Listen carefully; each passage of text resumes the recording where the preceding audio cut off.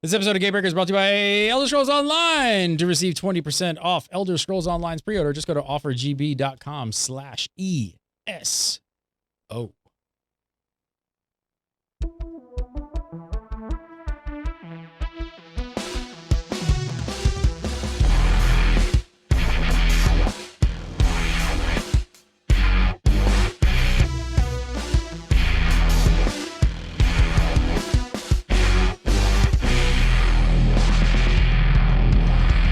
What's up, everybody? Welcome to GameBreaker. Wow, what's up? Episode 6. What an intro that was. Somebody stole our iPad, and we've not replaced it. Usually, you have a mixer here to like do things with audio, and somebody fucking stole our iPad. If you can believe that. What? I put camera. Oh yeah, no, I'm not kidding. They stole the iPad. I don't know who it is, but I put cameras. There's cameras everywhere, and I put more, and now I put security cams in because our iPad got swiped. Not even joking. That's why the audio is all left up. We got to get a new iPad. So anyway. Episode 6, GameBreaker. We're here at the show where we talk about the top stories on the GameBreaker.tv website. That's right. Each and every week we jump in, we grab the top stories. I want to say voted by you, but not really voted by you, but picked by you because whatever you guys looked at the most, we talk about. Straight up by the analytics, in that order. Joining me as always, Mr. Pat Crane. How are you, sir? From Convert to Raid, Legendary, all that good stuff. I'm doing well. You also played the wrong music because of the iPad being gone. F it. You played the wrong music. I played the wrong music. I don't have an iPad. Just my audience is here. I need laugh tracks for this show. We gotta get some laugh tracks going. That's Joining what we us as need. well, Mr. Mike Byrne from GameBreaker.tv. Bunch of shows. Been filling in on the UDSP. XIV Reborn. This week in MMO. It's been a good week for me. I got a new iPad, so that's cool. Oh, good for you. Creeping around, bastard. It's got all this music preloaded. I don't know where it came from. Bastard. It's got a little cool mixer on there. It's awesome. I don't know what to do with it, but it's great. I just sit around pushing faders preloaded around. with all this stuff. I just play. I let the kids even mess with it. Yeah. You get that cat game on there with the paws, and they can like this sounds like Twemo. I'm like, no, it doesn't. Oh. Shut up. That cat game.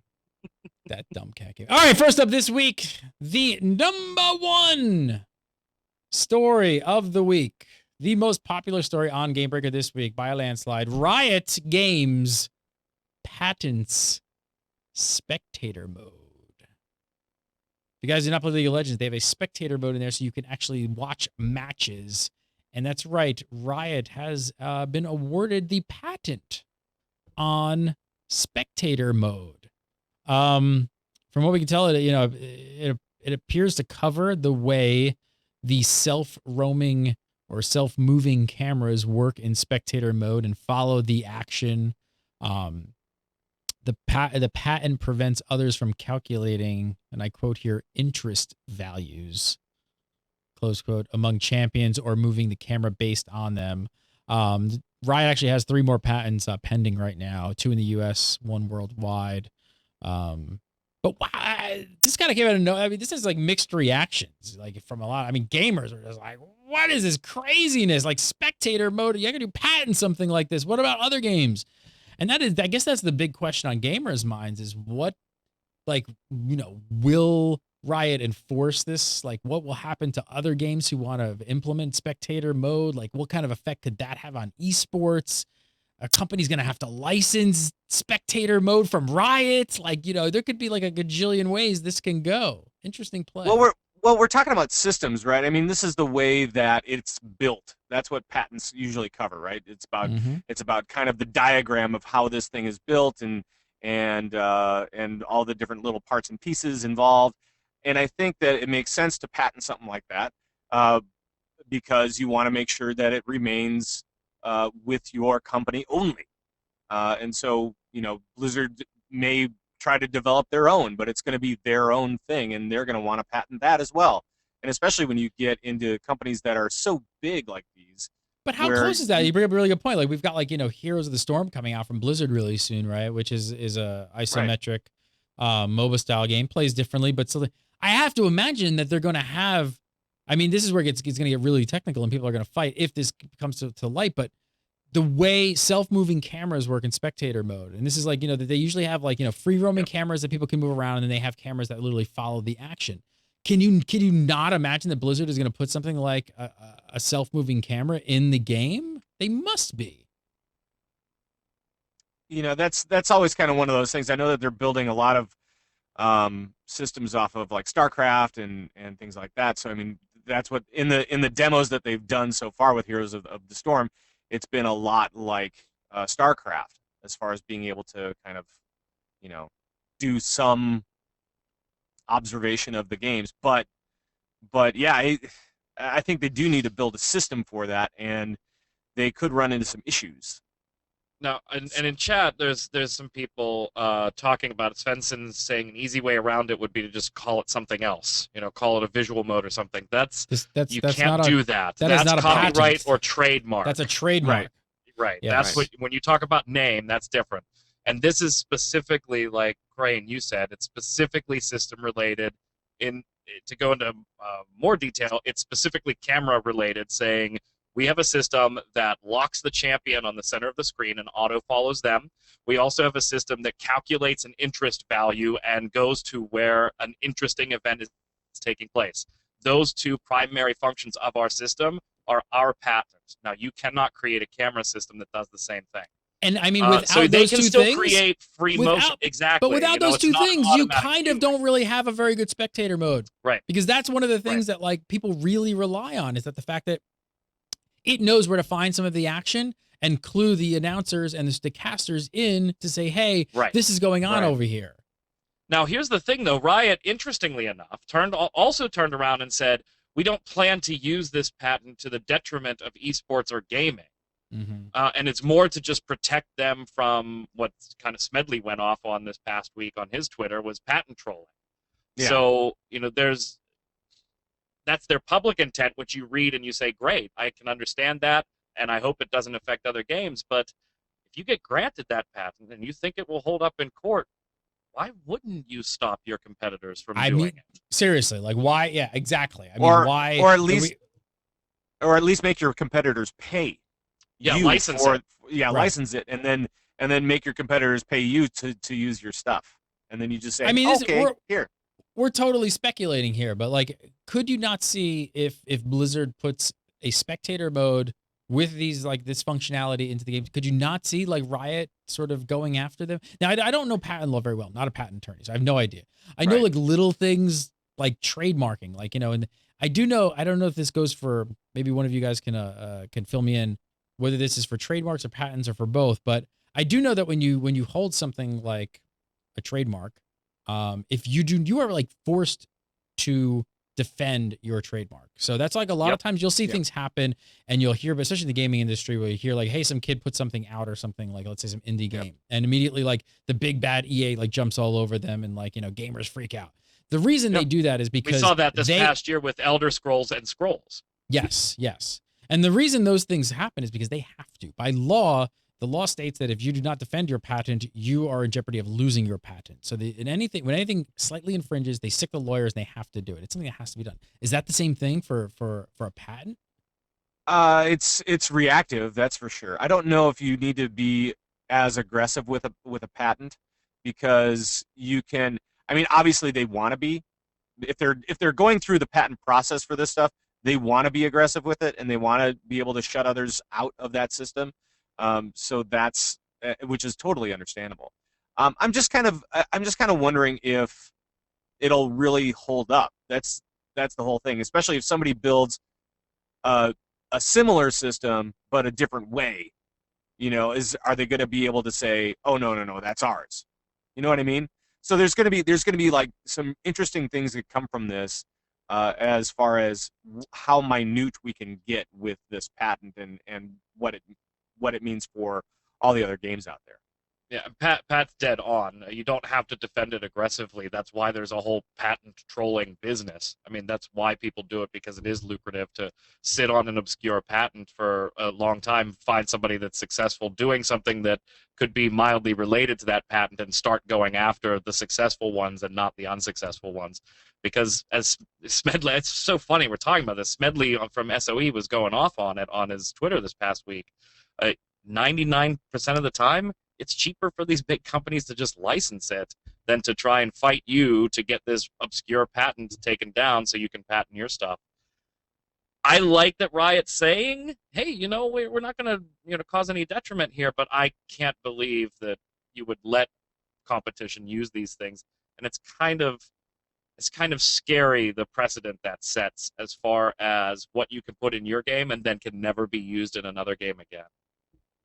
Yeah, I mean, patents happen all the time that we don't really pay attention to, but they're usually not to this point that we sort of can easily sort of see how they could be used in other aspects of gaming. So it's going to be interesting. I mean, what do you think if like Blizz is sitting there and they're looking at Heroes, which is this year, sometime this year? You have They've to already wonder, got right? that architecture built.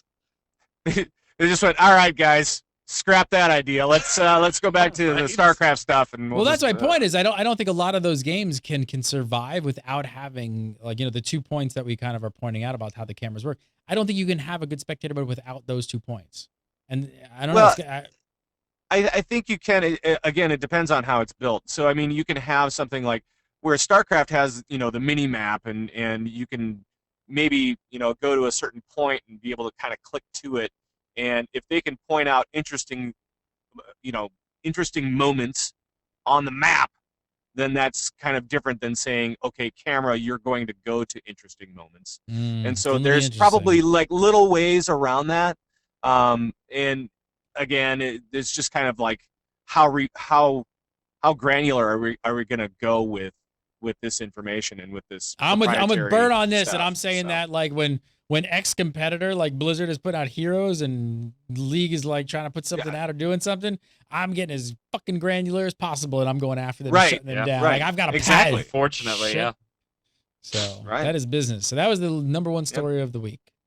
The number two story of the week. This is a fun one. Mm-hmm. Can't wait to get your opinion if you guys would ever do this. It was titled, "You Won't Believe What Dead Mouse Did with His $300,000 Ferrari." Isn't it a great day it's a great day when good DJs can just have Ferraris to fuck around with and just like do stupid shit with. It's like, I got a 5. I got 6. I got to mess around with this one. Let's goof around with this Ferrari. Yeah. Yeah. It's pretty good. That is what Dead Mouse did with his $300,000 Ferrari. He 9-catted it up. He 9-catted that bitch up. Took the wheels off. Well, I'm thinking that no wheels. I'm thinking that over right, with no wheels on. Actually, it levitates now. That's really what we're looking at. It levitates. Yeah, the paint job's nice, but the hovercraft underneath, that's the bitch of this. It's just like Nyan Cat, right? It flies and poops rainbows. That's what it is. There you go.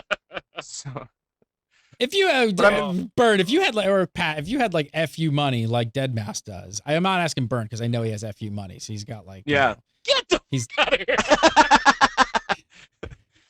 Yeah. Let me show you how I repainted my Final Fantasy Collector's Edition. Now, Burn's got badass. Burn's got an XIV Bentley, so right. He got Yoshi P's face just painted on the hood. He just drives. It's fun. It's funny that you mentioned that, Gary, because I did the same exact thing to my G6. So sweet. We're good. You 9-catted up your G6? Yeah, I totally did, and it poops rainbows. I actually put color into the jet fuel so that. Yeah. But if you had FU money, would you do this? If you had FU money, would you just do stupid shit like this, just nerdy stuff, and just take memes and just?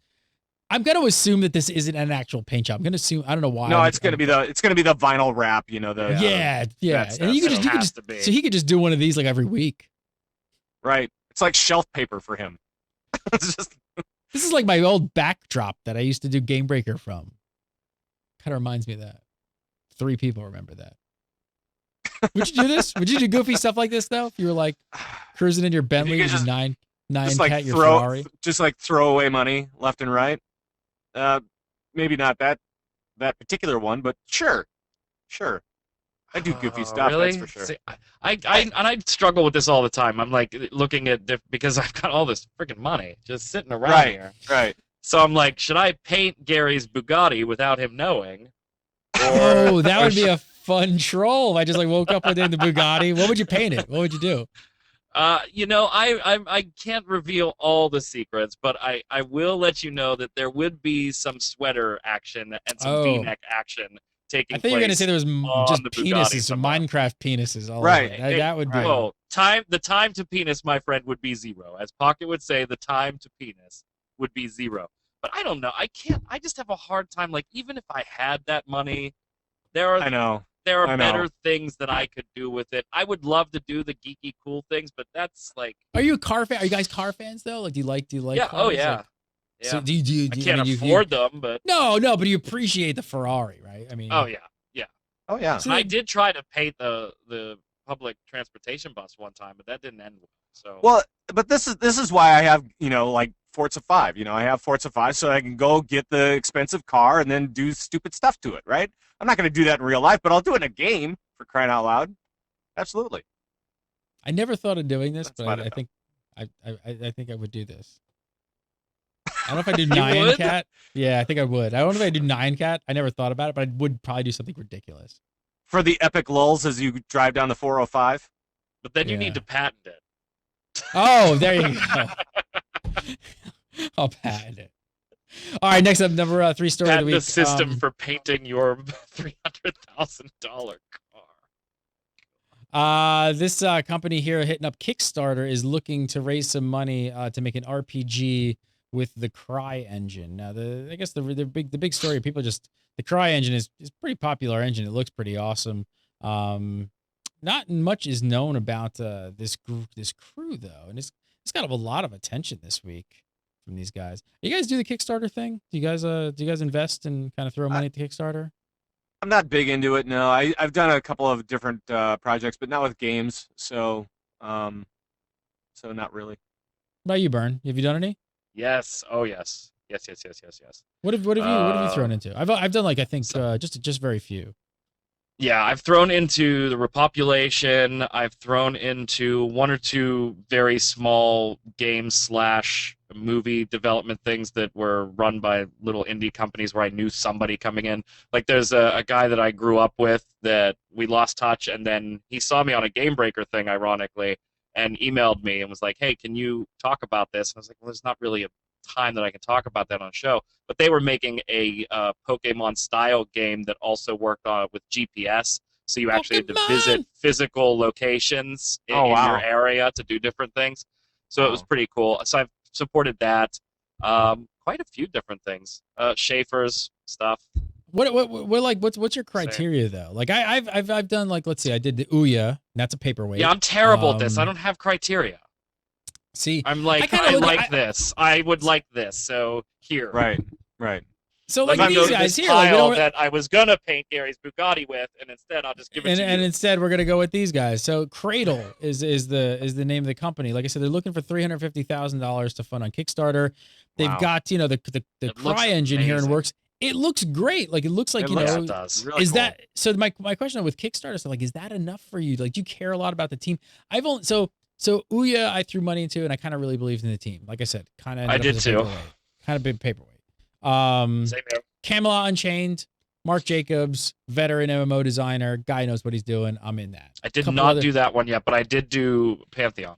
And I'm in a few of those like that, where like you know the people who are attached to them, they've delivered before. Because there's actually the big story lately with Kickstarter is it started coming out initially first about movies. Was that they started breaking the story that a lot of people were getting pissed off because a lot of the movies that people were kickstarting were not being made. And more this was happening, where more and more of these things were just not happening.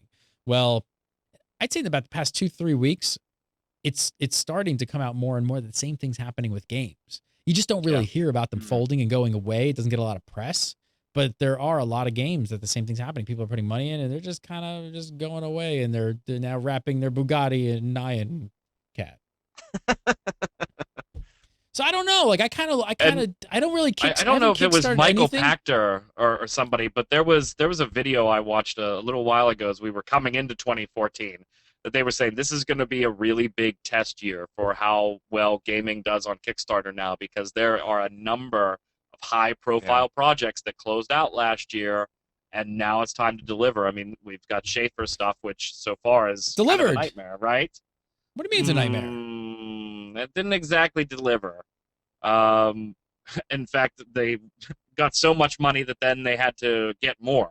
They exceeded their financial goals to such a point, but then they needed more money. So, Star Citizen's going to be a real big test, I think. Star Citizen's a That big one's got so much money that thing has 38 to million. deliver something. We've almost stopped covering the story. It's funny because I wonder why like the video game journalists and you're all over that, man. I'm all over it. You play in that damn hangar with one ship for 3 hours. I could sit there forever. It's so glorious and beautiful. And I love what they're doing, but I'm almost tired of the story. Like it comes up and we're like, hey, do you want to run this on GameBreaker? And I'm like, I'm just so tired. Another million, another million, another million, another million. Does anybody care at this point? They're up to 38 million. What are they going to do with it? Now I need to see what they're going to do with it. I don't know, but see, like again, you've got, and I put money into Star Citizen. But again, you've got people behind it who you sort of know who they are. They're trusted. They've made games. They've done things. I haven't really kickstarted anything that are just like some unknown people. So I don't know. Like these kids look really young. I call them kids. This guy, I mean, they start talking about the story here. They look really young. I mean, look at this kid. How old is he? 17 years old? I should put him up here. Is that a spacesuit? He's got a spacesuit on, yes. I mean, it look, you know. It's kind of weird because you really do want, especially if you're only putting in a low dollar figure. I mean, it's not going to really be too big of a deal. But the more that they offer or the more that they say that they're going to provide, you definitely want to get some people in there that have a history. I mean, you want, but doesn't a little party of Pat like want these kids like they got a dream and they might really make this like amazing RPG. But it has to be really good at that point. It has to be so good that you're totally willing to say, you know what, I'm going to give you guys the benefit of the doubt, and I'm going to say yes. But however, this is a really big project, and so I would probably say, okay, well, what has your indie work been, or where have you been before, and try to kind of figure out more about them. It looks the great. one thing that I don't like is the whole, and let me clarify real quick. I was not saying that Tim Schafer's game is not a good game. I'm saying the funding portion of that was a nightmare where they had to basically triple dip on Kickstarter campaigns. So just to clarify, I wasn't calling the game bad. Actually, the game's doing quite well, review-wise. But then there's the whole Kickstarter mentality, right? Where people feel like they're investors, where I look at it more as you're gambling. Just because you gave money, doesn't mean right. So it's going to be, I want to see what we do this year. I think I'm going to kickstart these kids. I got on a Twitter rant last night. I started like tweeting and I started going back and forth with people. We're talking about MMOs. And I was like, something I think that's wrong with the MMO industry, partially, like when I go out and I meet about a lot of people, they're like middle-aged men. Like most of the people who work at all these companies are old. Like they're old guys. And I'm not saying like there's something for having, a really rich background and a lot of experience. For sure. But I think what a lot of the industry needs some young kids to kind of come in here and kind of mix things up with some really fresh and radical ideas. Yeah. I don't know. I want to give these kids a shot. I want to give these kids a shot. Maybe they're going to do something really good with it. Maybe think outside of the box a little bit. Maybe this one won't work. Maybe the next one won't work. But maybe, the third one, you may just, these kids might catch some lightning in a bottle. I don't know. The tech demo looks amazing. I mean, what they're showing off here looks great. I don't think these kids are sitting around like effing off, hanging out at the mall on the weekend. Like they're doing. They some will stuff. be if they get the money. If they get the money, they're going to the mall. That's it. 9 cat shirts for everybody. I'm buying T-shirts. Everybody's getting 9 cat shirts. Getting a new Lambo. They can afford spacesuits, so they're doing well already. Check it out. It's called Cradle. That is the name of it. It's an RPG. They're using the CryEngine. I don't know when it's up. They're looking for 350. Let's see on the. They're at 90,000. They've got 13 days to go. And they might make that. They could make that 350 at the end if they get some more press and they kind of get some backing. So check it out. It's that was a really big story this week, though. They really caught some fire this week with catching the media. So you guys are definitely obviously excited about RPGs, that's for sure. All right. I've got a really big story coming up. First, I want to tell you guys about Audible.com. GameBreaker. I want to hook you guys up with a free 30-day trial and a free audio book just by going to audible.com/GameBreaker. If you guys have not checked it out, it's audiobooks on your iOS device, your Android device, your Kindle Fire, whatever you got. Any kind of handheld device, they've got an app for it. You go over, you sign up, you make an account. Got to make sure you use that URL. You're going to get a free audiobook just by signing up.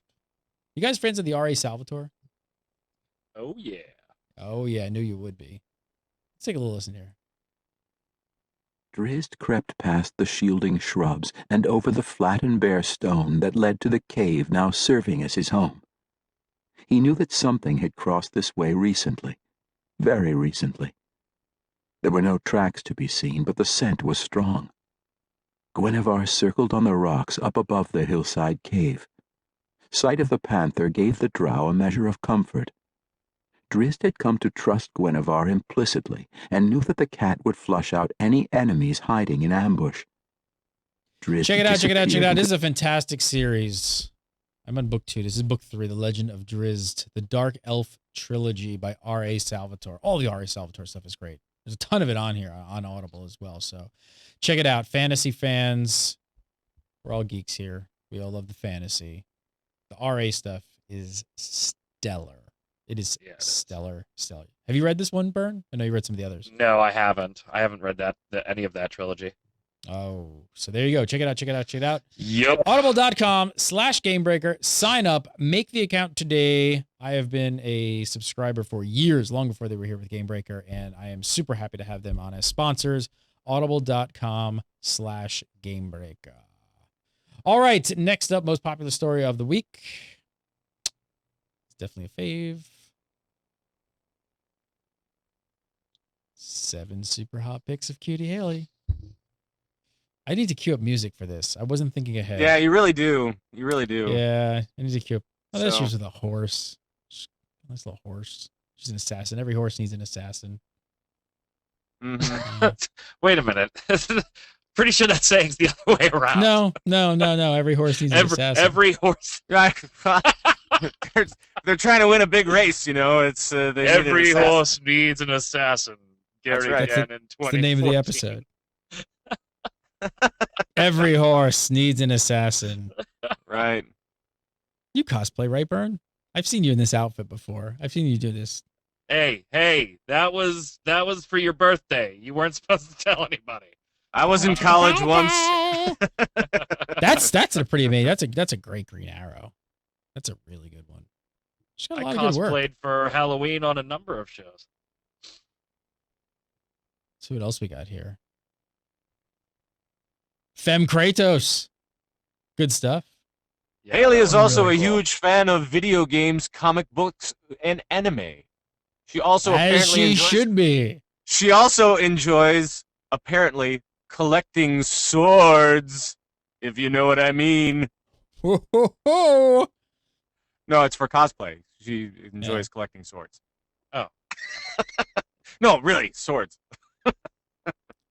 Check that one out. A few more pics there on the gallery. Cover a lot of the I'll cosplay take Game Breaker swords these for days. 500, Alex. That's Mm. S words, Mr. Connery.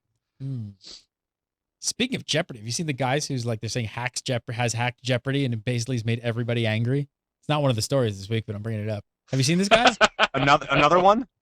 Oh no, so Another there's one? Another this guy? Asian guy who basically he's not playing. So he what he's done is he instead of how like Jeopardy, like most people play like very uniform. They start at the top. They're like, I'll take 100. I'll take 200. Yeah. He just Right. jumps around the board and he starts at like the bottom and then he goes over to the right and then up here he just totally He's, like, sporadically he's looking for the daily doubles and the big wins and no one's really Yeah. sort of and it's making the players and the viewers of the show incredibly angry.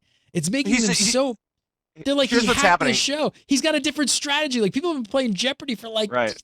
eons, and this guy comes He's- along, just blows everybody's mind, and he's winning. He's min-maxing it. He's min-maxing it. Is what he's doing. He He's is. trying to get the maximum frustration for the other players. Trying to get them to be confused and weirded out so that they won't answer correctly, and so that he can get all the daily doubles. So I That's got this new tie, which means my gear is good.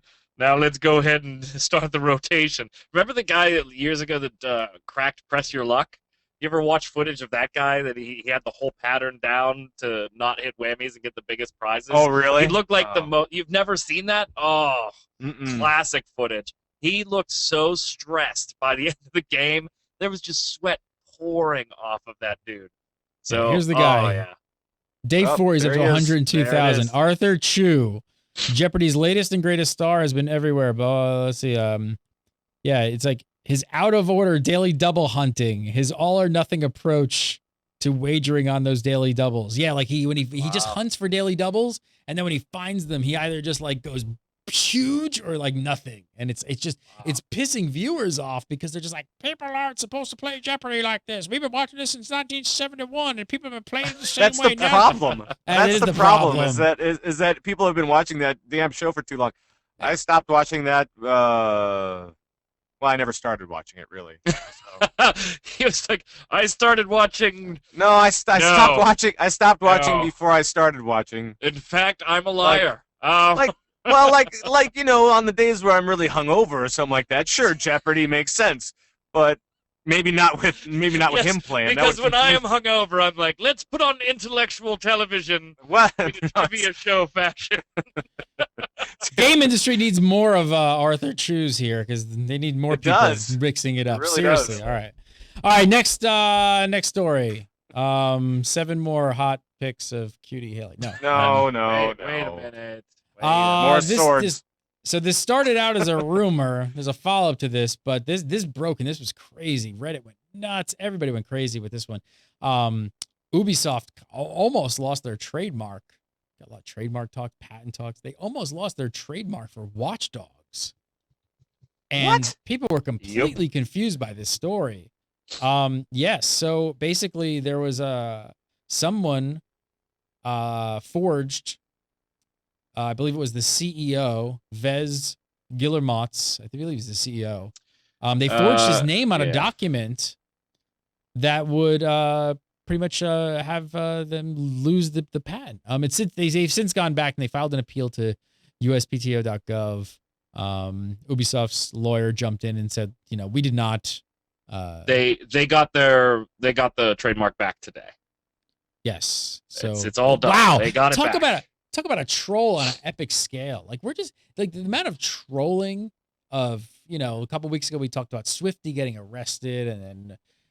Phantom Lord getting arrested, and now you've got game companies getting like their patents. Like people are like forging like CEOs' names. Like the amount of trolls. It's craziness. It's total craziness. Yeah, I mean, people will troll anybody. Is this like back in the day when you were a kid, like you picked up and prank phone called somebody? Like, is this what this has become to? Like the prank phone call is not cool anymore. Like now you've got to like I'm gonna try and like get the patent revoked from like Ubisoft. I didn't do the prank calls. Because everybody had the same cable box back then, right? Everybody's was the same damn cable box. So you take your remote and go through the neighborhood in the windows and change people's channels. Oh, that's a good troll. So that was the one that we used to do when everybody had the black cable box. So now I guess I got to start finding some CEO signatures and get on this bandwagon. That's pretty sweet. Luckily, their appeal is done. They got it back. They'll have it within 48 hours. So, thank God, because I'm looking forward to Watch Dogs, man. That's a pretty sweet new segment deal. on GameBreaker the Show, Troll of the Week.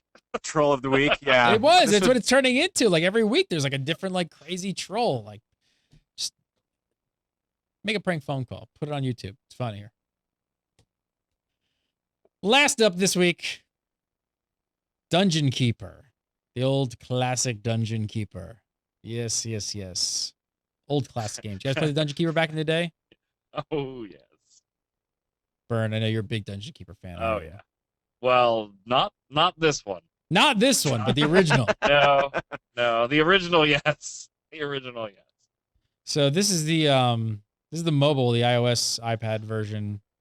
Yes. So it came out and it got reviewed by a bunch of different game sites. Destructoid gave it a 4 out of 10. They were being pretty generous there. That was generous. Wow. That was generous. Wow. The Escapist gave it a half star. 1.5 star. Oh, that's a kick in the junk right there. That's what that is. Eurogamer gave it. This is the first one we had actually seen when we started looking at the story. Was Eurogamer actually gave it a 1 out of 10. I can't remember the last time I've seen a 1 out of 10. Does anybody know? I'm sure they do one, but 1 out of 10. Like, you've really effed up. Wow. And then Metro, I'm not too familiar with them, but they dropped their score down to 0. 0 out of 10. Wow. I like the Eurogamer review where it says, wherever there's a crack in gameplay, EA has hammered in a wedge in the shape of a paywall. Yes, so that's the big gripe, is the paywall is just everywhere in this game. It's just at every single turn. It's a free-to-play game, but they've just said it almost just like, stops people from playing the game, because every time you turn around, you're being bombarded by trying to buy gems, which is with real-world money. Right. Wow, we've talked about this so much with free-to-play games. How does a company like EA just miss this so? How do they not see that this is going to be a problem? Because Mythic is still defending it to They this, still are. like today, as of today, they were still defending it, talking about that the mobile game. Let's see if I can get this right. The mobile game, the Dungeon Keeper, was designed to be played like other mobile free-to-play games, in that you play it 6 or 7 times a day for a couple minutes each play time. And because of that, a normal free-to-play player could progress at a nice pace if you're playing it for 5 minutes 10 times a day.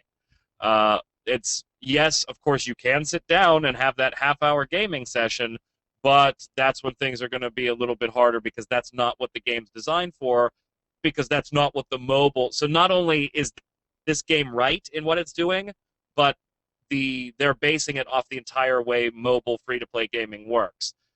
Neither one of those 2 points is particularly valid in my estimation. I don't know about you, gentlemen, but I don't know. I don't buy a game like Dungeon Keeper, which obviously has a huge amount of historic nostalgia for gamers, and That's the expect misstep. people to play it for 3 minutes. Candy Crush, okay, fine. Play a round or two and go. So right? that's the misstep. But this is the game you were like, oh shit, I remember that. I can't wait to get into that. I'm going to play that for hours. Right. And Candy Crush, That's like you not said, is the a way good they example. did And Candy Crush is kind of a good example, because, that's I haven't played much, but I think my wife was playing. But that's the game. You play it a couple times, and all of a sudden it says, like, you have to wait so much time to play another round of Candy Crush, or you could pay or something like that. Okay. So yeah, that's a really good example of like, but I think you're right in saying that. Think of the audience who's been anticipating the Dungeon Keeper game. That's They're where not they screwed this up. that audience. So wow. So like that's a bad place to be in, because I can see both sides of this. And also, I mean, it's kind of, if the paywalls are all over the place, right? Then that becomes a real nuisance on the eyes and on everything else. It's not just about the time that you've played a game, but it's about how they distribute this stuff as well.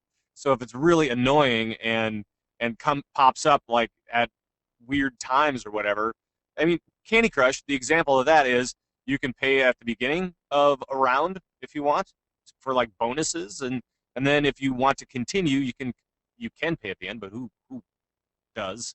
I mean, I guess some people do, but it's like the gameplay is the gameplay, and if you're interrupting gameplay for paywalls, that's weird. And if you have paywalls like every minute or so, then that's annoying too. Probably a very bad title to pick to build around that business model. That's probably the biggest problem here, is that 100% agree. They really just did a completely just bad mashup, just not knowing the audience.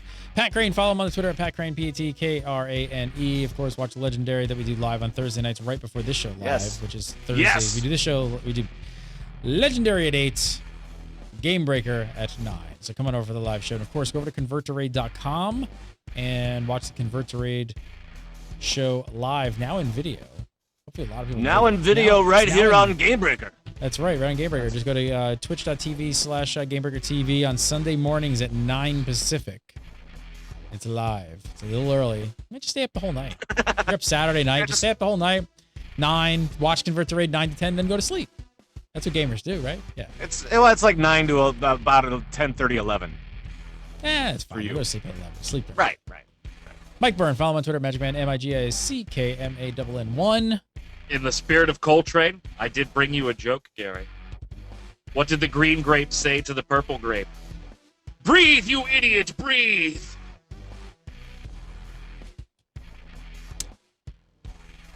Nice.